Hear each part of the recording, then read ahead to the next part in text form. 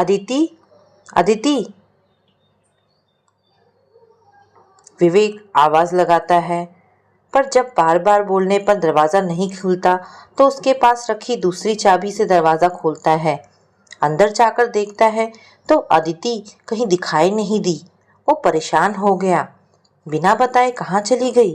वो फोन लगाता है अदिति को, तो फोन बंद आ रहा था। सिर पर हाथ रखकर वो हॉल में ही कुर्सी पर बैठ गया। अचानक उसकी नज़र मेज पर रखे लेटर पर पड़ी जो अदिति ने लिखा था। मैं घर छोड़कर जा रही हूँ। मैंने बहुत सोच विचार कर ये कदम उठाया है। हर रिश्ते की बुनियाद विश्वास पर टिकी होती है। जिस रिश्ते में विश्वास ही नहीं, उसे ढूंढने से क्या फ़ायदा। कितने दुख की बात है कि आज भी सीता को अग्नि परीक्षा देनी पड़ती है और ना जाने कब तक देना पड़ेगा। जिस इंसान को मैंने सबसे ज़्यादा चाहा, उसी ने मुझ पर शक किया। विवेक लेटर पढ़कर अवाक रह जाता है। उसे लगा नहीं था कि अदिति उसे छोड़कर इस तरह चली जाएगी। 1 साल पहले ही विवेक और अदिति की लव मैरिज हुई थी। 6 महीने पहले इस फ्लैट में दोनों शिफ्ट हुए थे। वो दोनों अपने जीवन में खुश थे। इसी शहर में उसका चचेरा भाई विभोर MBA की पढ़ाई कर रहा था।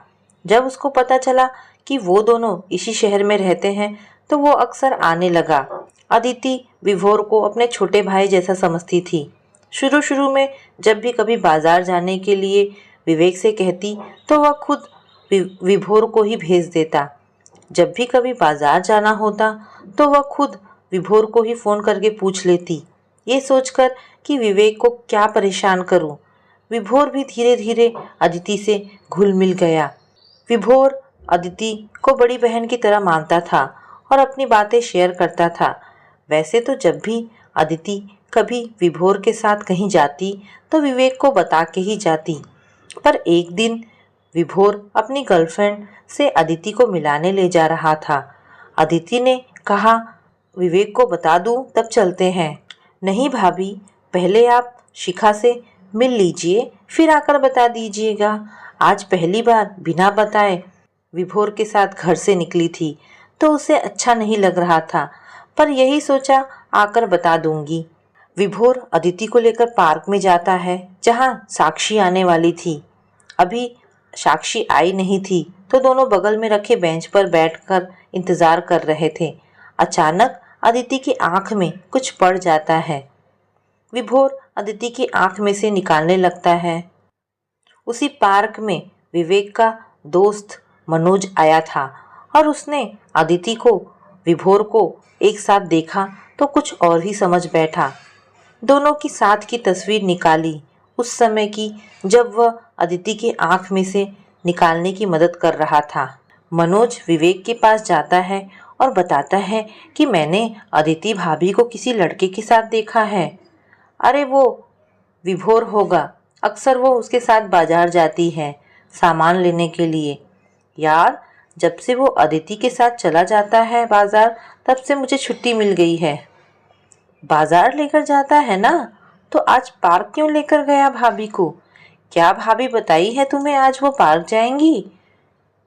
विवेक सोचने लगा कि अभी तक जब भी अदिति कहीं जाती है तो बता देती है, आज क्यों नहीं बताई। बुरा मत मानना, आज मैंने उस लड़के के साथ भाभी की एक फ़ोटो ली है, ये देख। फ़ोटो इस तरह ली गई थी कि वह कुछ और ही बयां करती थी। विवेक ने उस फोटो पर विश्वास कर लिया। बिना कुछ सोचे समझे घर जाने लगा। घर आकर बेल बजाई। हर दिन की तरह अदिति ने मुस्कुराकर दरवाज़ा खोला। विवेक उसे अनदेखा कर अंदर आ गया। अदिति को अजीब लगा, पर सोचा शायद मेरा वहम होगा। थोड़ी देर बाद, अदिति, ये सब कब से चल रहा है? क्या? देखो, ज़्यादा भोली बनने की कोशिश मत करो।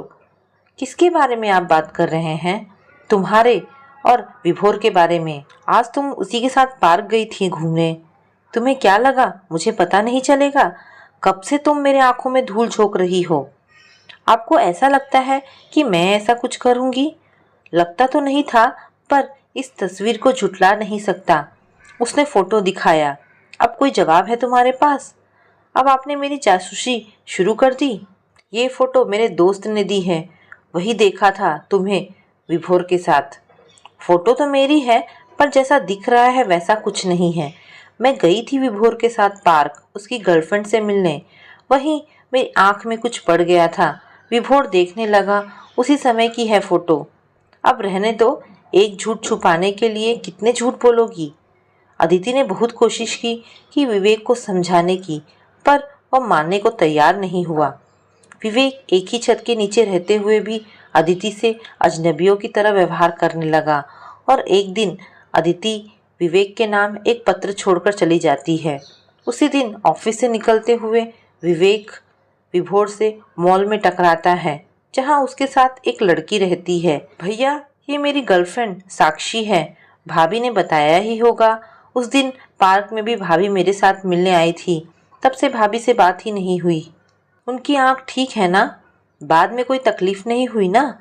और मुझे भी टाइम नहीं मिला कि मैं घर आऊं। अगले हफ्ते रक्षाबंधन है, मैं उनसे इस बार राखी जरूर बंधवाऊंगा।